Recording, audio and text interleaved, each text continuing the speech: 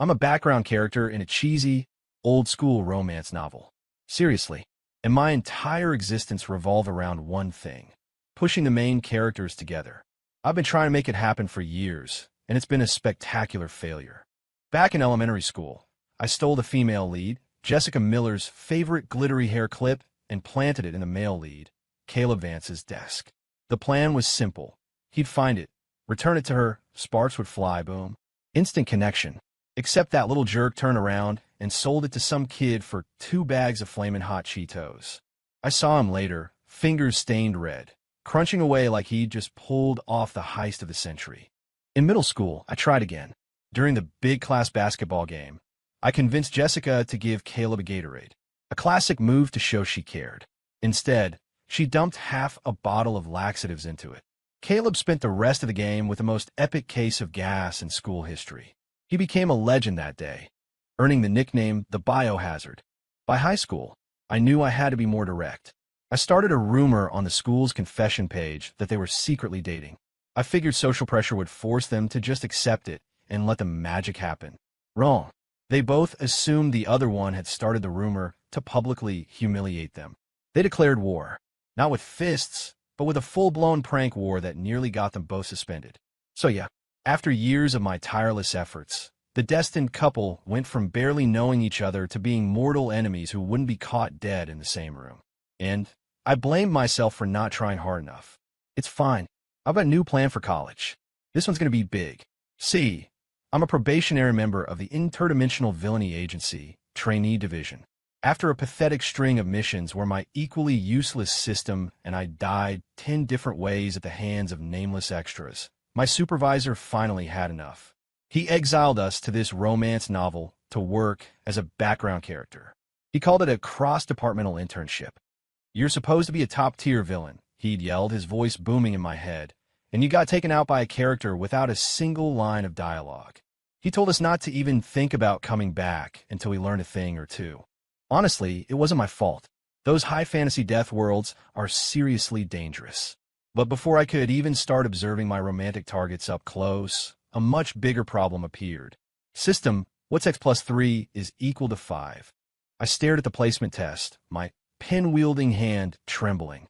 A cold sweat dripped down my forehead. Why? Why did this world have something even more terrifying than dark magic? Math. The sheer horror of it. Don't panic, Ethan. The system buzzed in my head, a little ball of light zipping around my consciousness and practically smoking with effort. I'm on it. Almost there. I figured out what 1 plus 3 is.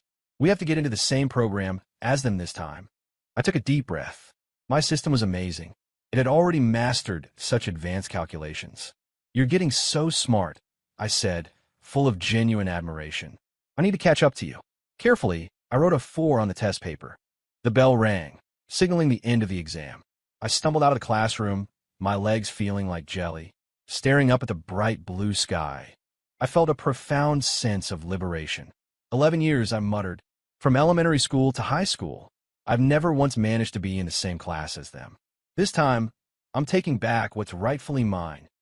System, is everything ready? Rest assured, Ethan, I've invested every last cent of our operational funds into this. A cool 10 grand. The spot as a campus custodian is definitely yours. And with my help, you ace that test. The dean will have to let you audit classes. I felt a wave of relief. College was different. There was no way I could get into the same prestigious university as them on my own merit. Luckily, I'd pulled some strings on LinkedIn and landed an interview for a janitorial position. The janitor, the unsung hero, the hidden master, and the fact that the dean would let me sit in on classes after my exam. What a great guy. For 11 years, I'd failed to get those two idiots together. But now, in college, I was going all in. I would force this story back onto its tracks and prove my worth to the agency. BZZZT. A message popped up on my phone. It was from Jessica Miller. "Hey, Ethan. School's about to start.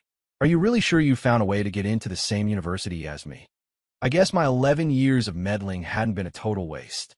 I'd successfully upgraded my status from a random face in the crowd to their mutual nemesis, a professional thorn in both their sides. I scoffed at her text. The nerve of her to doubt me. My fingers flew across the keyboard. "Who do you think you're talking to?" Getting into this college is a cakewalk for me. Got on lock. When school starts, I wouldn't just be your classmate. I'd have a position of power. On the surface, a humble student. But secretly, I'd hold dominion over every public space on campus. And everyone knows the janitor is always the secret wise master, the hidden boss of the whole story. I'd have her beat on status alone. She'd be green with envy. Ignoring her, I switched over to an online marketplace. I knew I couldn't hold back anymore. College was where all the major plot points were supposed to kick off. To make sure they were married by graduation with 2.5 kids on the way, I had to unleash my full villainous potential. Gig Pro _ Tina. Hi there. How can I help you today? World-class villain. I need a video edited. It has to look like two people are super in love. The kind of thing that makes you blush just watching it. Gig Pro _ Tina. No problem. That'll be $10. Satisfaction guaranteed or your money back. You can pay now to get started. I confidently tapped the pay button. Pop up. Insufficient funds. Your transaction cannot be completed. My finger froze. I blew my entire life savings on bribing my way into that janitor job. All I had left was $10.58. World-class villain. I'll give you a number. $1. How does that sound? I stared at the screen, my heart pounding. $1 was my absolute limit. I needed the rest for ramen and instant mac and cheese to survive until my first paycheck. The message status changed to read, Gig Pro _ Tina has enabled friend verification. You are not their friend. Please send a friend request to chat. I clenched my fists, grinding my teeth. Did he have any idea whose dollar he just rejected? That was the dollar of a world-class villain. Fina, if you want something done right, you have to do it yourself. I opened up TikTok and started studying compilation videos, teaching myself how to edit. Ooh, if you cut this shoulder throw just right, it looks like a passionate embrace. Whoa, click here and you can make the person fly. Gotta add text overlays. My girl, forever. I gotta work, losing myself in my art as the video slowly came together. Ethan, use this for the music. The system chirped. My eyes lit up. You're a genius. This is the perfect background music. A day later, the dean's office called to tell me I'd passed the placement test and added me to the official freshman Discord server. I watched the chat scroll by, a slow, wicked grin spreading across my face. Using a burner account, I hit send. To make sure it got maximum exposure, I also posted it on the university's subreddit. Title: Some people have all the luck. He got his acceptance letter and told her, can't wait to keep spoiling you in college. Proof inside, get ready to swoon. Just as I planned, both the Discord and the subreddit exploded. El Mayo, is this a time capsule from 2008? This video is so cringe. The background music is some cheesy old-school love ballad, and the editing makes them look like they're spiraling into space. Whoever made this must really hate these two. Wait, aren't those the valedictorian and salutatorian? Caleb Vance from the business school and Jessica Miller from humanities?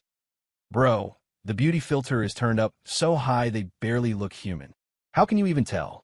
Congrats to the happy couple. They've successfully lost their dating prospect for the next 4 years. So sweet. I ship it so hard. LMAO. If this is what it takes to be at the top of the class, I don't want it. They deserve each other. Hunched over my screen, I basked in the chaos, a silent puppet master hiding in the shadows. This was way better than a high school rumor. This was video evidence, a cold, hard fact for the court of public opinion. Even if it didn't make them fall in love, it would definitely nuke their chances with anyone else. Caleb, who had been casually scrolling through the new student guide, saw the video and the flood of comments and nearly had an aneurysm. His eyes, bloodshot with rage, were glued to the screen. He gripped his phone so hard his knuckles turned white, his veins popping. That witch, he hissed, breathing heavily. She just won't quit. It wasn't enough to torment me our whole lives. Now she has to pull this scorched earth crap in college. Fine, you want to play? Let's play. Caleb shot out of bed, unlocked the safe in his closet, and pulled a flash drive from its deepest corner. He slammed it into his computer. Pop up. Transferring file Jessica Camilla _Black for archive. Zip. Freshman Discord server. Crimson _Reaper. Did you guys know Jessica Miller tried to shave her legs with a razor in high school, but ended up with a 5 o'clock shadow and legs hairier than a gorilla's? She tried to pass it off as a hormonal imbalance.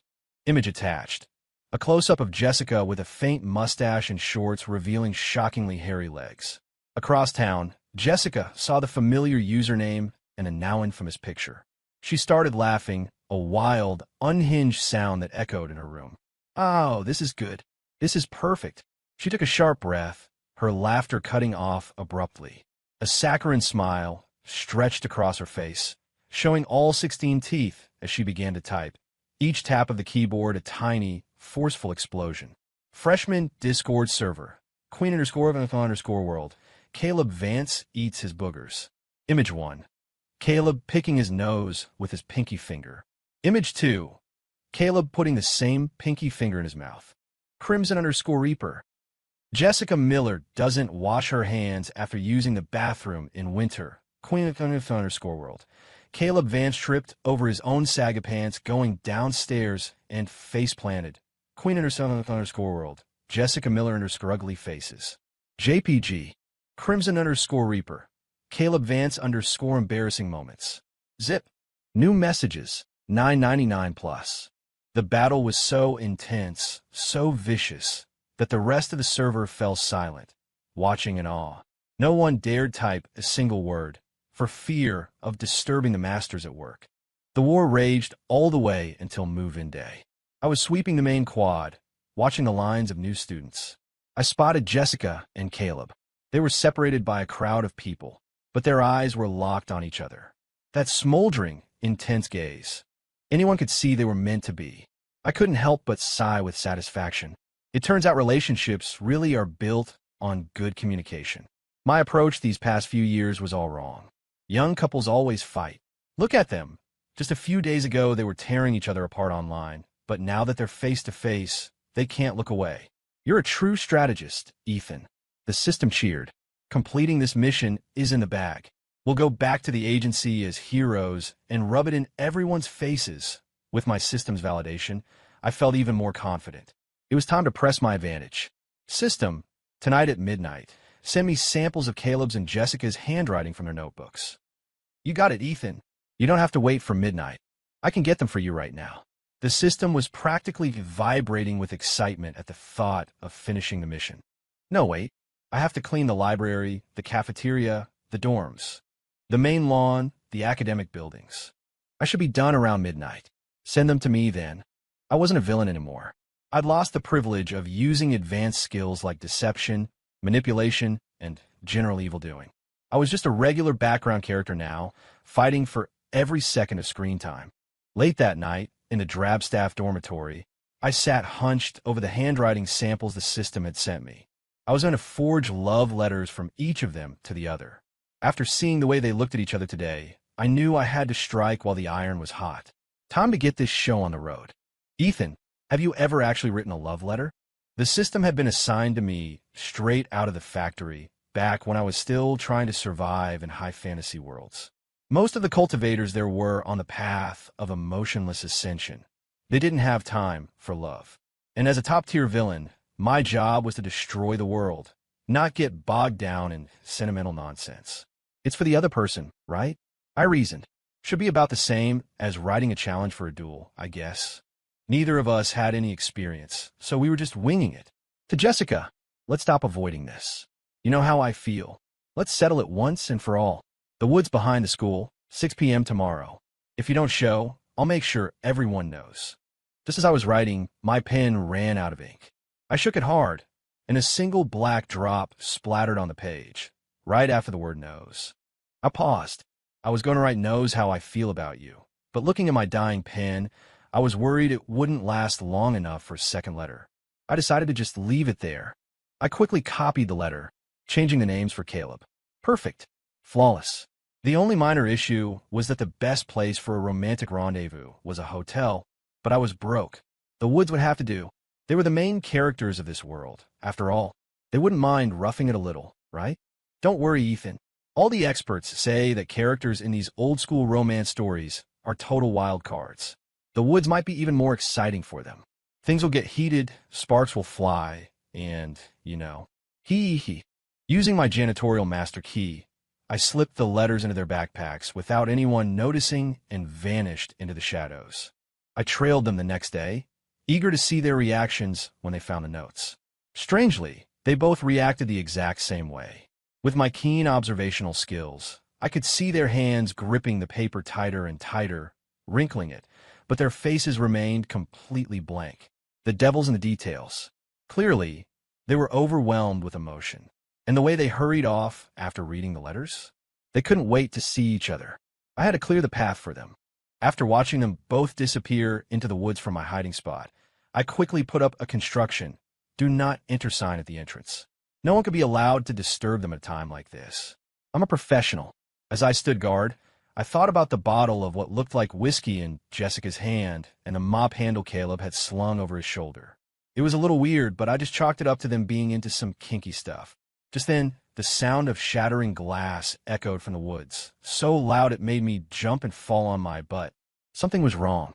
I scrambled to my feet and ran toward the noise.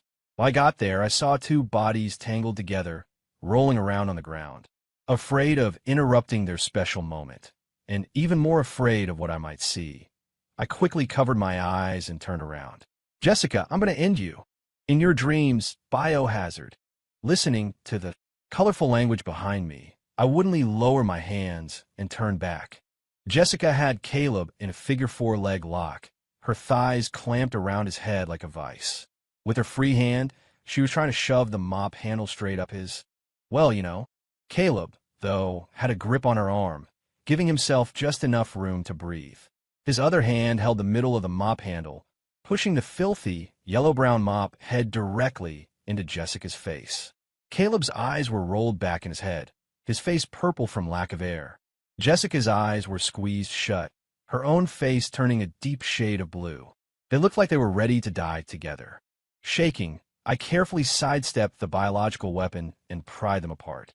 The three of us stood there, facing each other in a deeply awkward silence. Caleb was too embarrassed to speak, humiliated that someone had seen him getting his butt kicked. Jessica opened her mouth to say something, felt something slide from her cheek to the corner of her lips, and snapped it shut, choosing instead to glare daggers at Caleb. My brain kicked into high gear. It was my time to shine. I needed to use my legendary wit to break the tension. Fancy seeing you guys here. You taking a dump too?" Silence. Why wasn't anyone saying anything? Was my humor too advanced for them? Mo, right? They're handing out the uniforms for freshman boot camp on the athletic field. You guys should probably get going. That was a much more natural transition. I mentally patted myself on the back for my quick thinking, watching them retreat. A familiar sense of melancholy washed over me. System, why can't I get any sparks to fly between them? I'm creating so many opportunities. I just couldn't figure it out. Maybe we're being too direct, Ethan. A real connection needs atmosphere. I thought about it. The upcoming freshman boot camp was the perfect opportunity. The world's plot would force them into the same squad. Shared hardship, a little bit of my masterful manipulation. It was a sure thing. I finally relaxed. The sun beat down on the field, turning the air into a sweltering soup. Every freshman was drenched in sweat, their eyes glazed over with exhaustion. Except for two people, Jessica and Caleb, who were currently sprinting 50-meter suicides, watching their powerful strides and determined eyes, while the drill instructor looked on like he'd just discovered two future Olympians. The rest of us could only think one thing. Who are they trying to impress? Caleb did the high jump. Jessica did the long jump.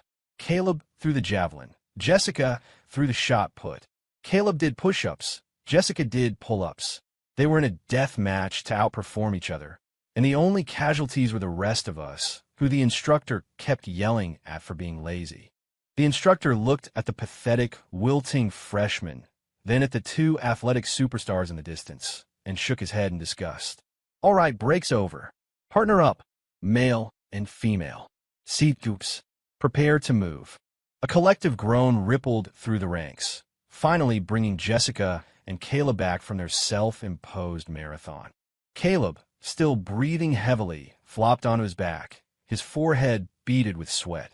Jessica promptly sat down on his feet, a look of pure contempt on her face. "I bet there are people here who can't even do 60 in a minute." Caleb's head shot up, his face flushing. Oh yeah? I'm just worried I'll go so fast the wind will give you a cold. The whistle blew. The timer started. Caleb gritted his teeth, squeezed his abs, and shot upwards. He used too much force and couldn't stop himself. His forehead slammed directly into Jessica's. Ow! Jessica, caught off guard, was knocked backward. As she opened her mouth to curse him out, she felt his lips brush against hers for a split second. The unfamiliar sensation sent a jolt through her, and her mind went completely blank. Caleb instinctively reached out to steady her head. When he realized what he was doing, his hand froze. He stared at her, and their eyes locked. A strange, electric tension filled the air between them. I just want to hold your hand and never let go. Can our love be simple and free of all sorrow? Suddenly, music blasted across the field. Every single head turned to stare at them. They snapped out of it, as if waking from a dream, their faces turning crimson. They broke eye contact and scrambled to their feet, avoiding looking at each other. Their gazes darted around until they landed on the only audio technician on the field. Me, holding a broom, with a small portable speaker clipped to my belt, still singing along. I want to ride a bike with you. I want to... Beep. Bluetooth disconnected. What? I said, looking at them defiantly. I'm a janitor. I like to listen to music while I sweep. Perfectly reasonable. Jessica and Caleb looked around, trying to ignore the snickers and whispers from the crowd. They looked at the pristine, leaf-free athletic field, then back at me and my love for music, and found themselves at a complete loss for words. System alert. Main couple affection meter progress. 50% yes. The system and I were screaming and throwing confetti inside my head, but on the outside, I remained as cool as a cucumber. The month-long boot camp ended, and college life began for real. The only change was that Caleb and Jessica had become incapable of coherent speech around each other. They just stammered and made vague, and sounds. But seeing that progress bar jump halfway, I was moved to tears. 11 years. All my hard work wasn't for nothing. Those two idiots are finally into each other. Ethan, why did the progress bar fill up by half all at once? Shouldn't it be a gradual increase? I put down my cleaning rag, a sly smile playing on my lips. System, this is where you need to take notes. All those years of setting them up, on the surface, they were enemies, but deep down, they couldn't think about anyone else. Now all I have to do is give them a little push, and the spark will become an inferno. The system was stunned. My host was playing 4D chess. So what's next, Ethan? They're not fighting anymore, but they're not talking either. Ever since that sit-up incident, whenever Caleb and Jessica saw each other, they'd get all fidgety, scratching their arms or rubbing their necks. They couldn't even speak. They'd resorted to communicating with frantic hand gestures. They're just being awkward, I said. They've been at each other's throats for 11 years. Going from rivals to love interests overnight is a big adjustment. They need another push from me.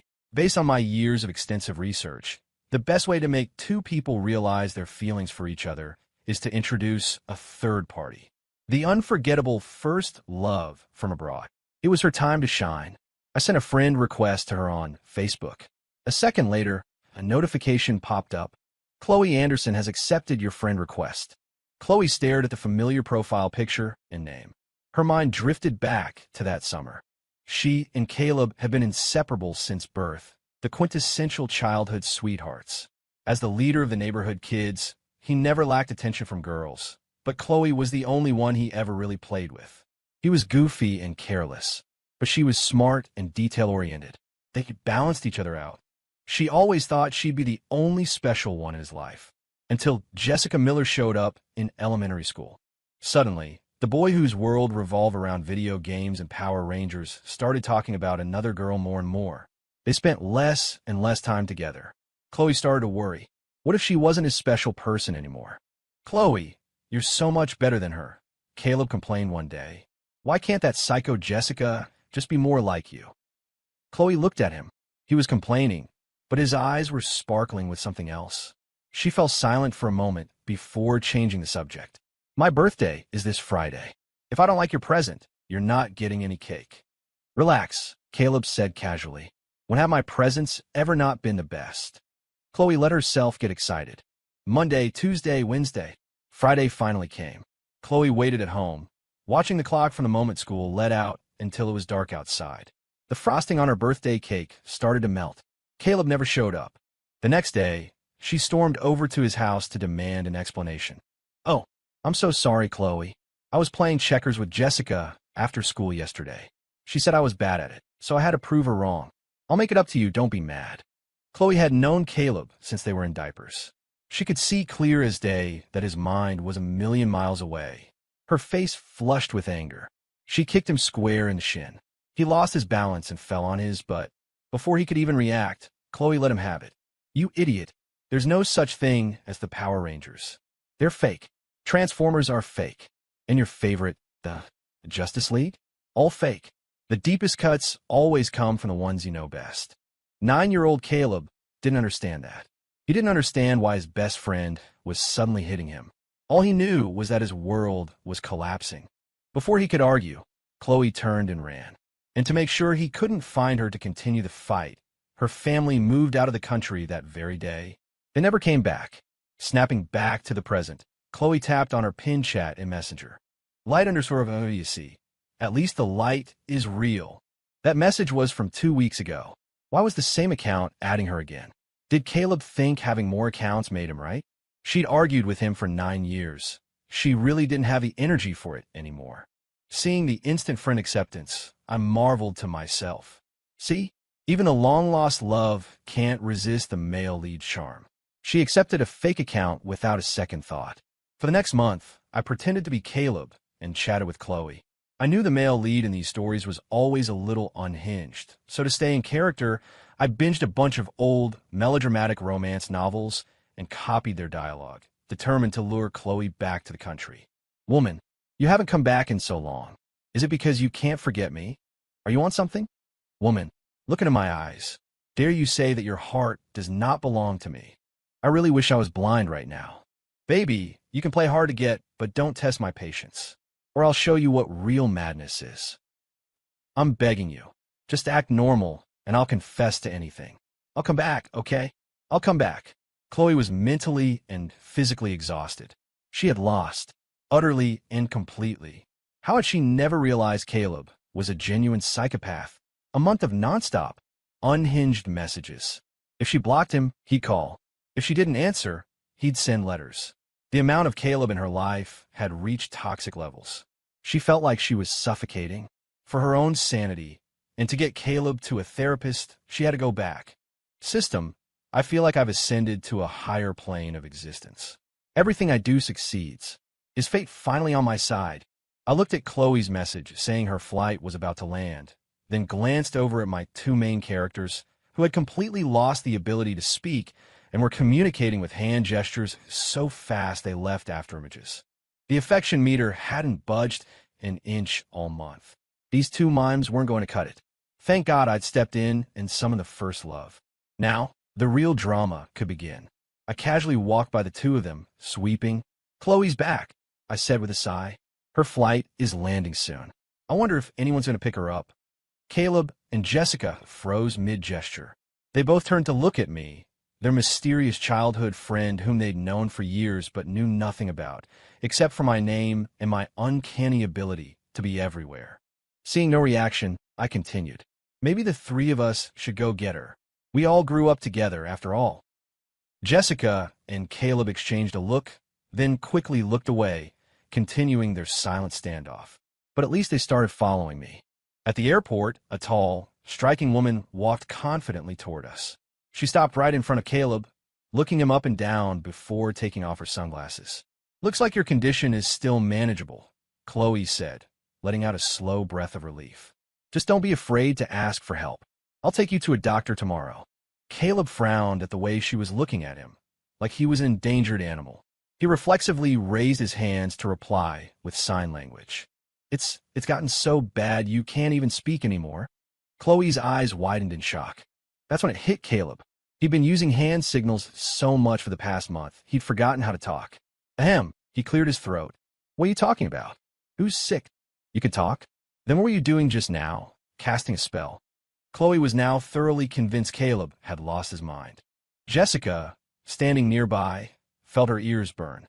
After all, she'd been casting the same spells for a month. Why are you back all of a sudden? Caleb asked, his confidence returning. Finally realized you were wrong. Wrong about you being a moron? No, Chloe said, her face a blank mask. But you begged me to let you come back. Hearing this, Jessica's hands clenched into fists. She felt a sudden tightness in her chest, like she couldn't breathe. She must be getting sick. Caleb saw her expression and immediately grew anxious. He turned to Chloe. Don't say things like that. Who begged you to come back? System alert. Main couple affection meter progress, 60%. I was just enjoying the drama on the sidelines when the notification popped up. I was ecstatic. A 10% jump just from Chloe showing up. Imagine what would happen if she stayed. Chloe sensed something was wrong. She pulled out her phone and dialed the number that had been harassing her. You're my rose, you're my flower. The cheesy ringtone started blasting from my pocket. Without thinking, I answered. Hello. Hello. My own voice echoed from Chloe's phone speaker. Chloe's eyes locked onto me. Caleb and Jessica slowly turned their heads to stare at me, too. A horrifying realization dawned on me. My cover was blown. The puppet master was about to be revealed. Cold sweat poured down my forehead.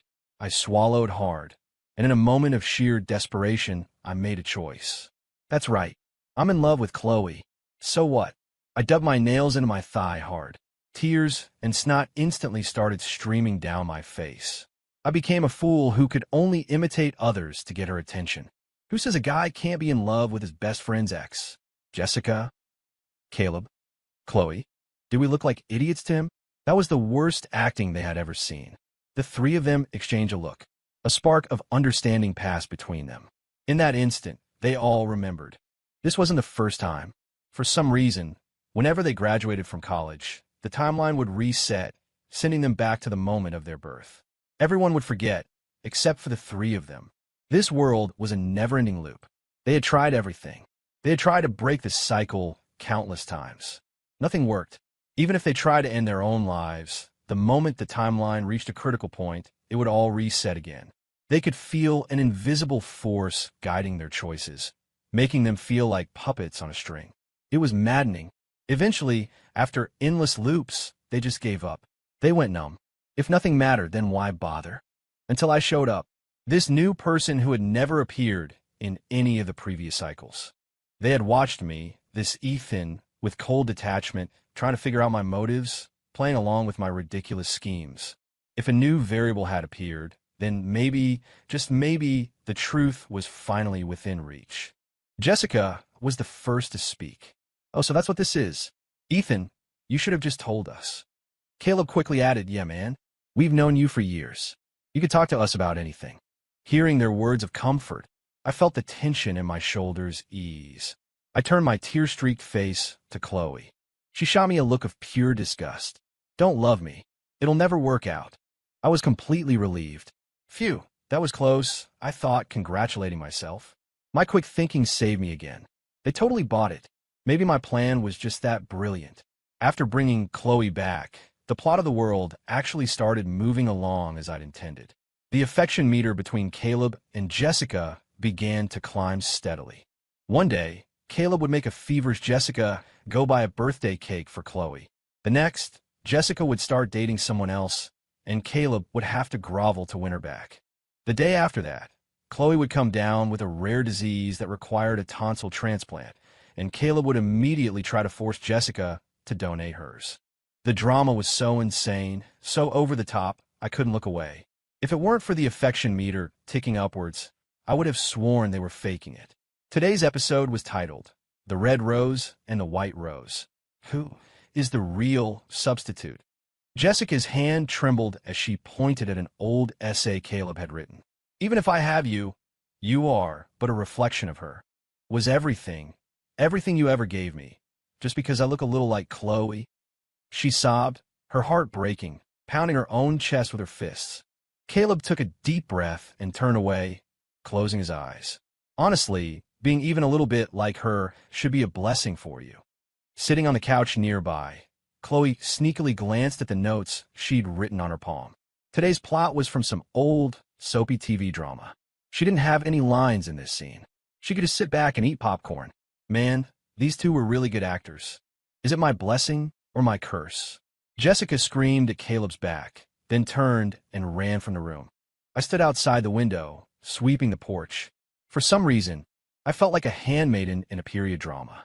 Their dialogue sounded so familiar. System alert.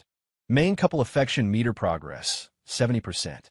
The notification snapped me out of my thoughts. Yes, only 30% to go. Caleb watched Jessica run off, a complicated feeling stirring in his chest. He knew it was all an act, but when he saw the look in her eyes, it was real. There was real affection there.